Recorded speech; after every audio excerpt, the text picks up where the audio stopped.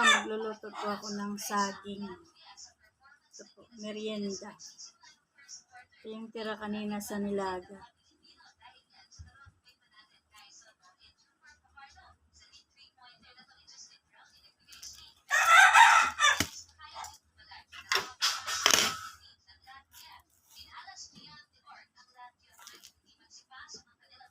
Pipituin ko lang po, isaw-saw sa asukal.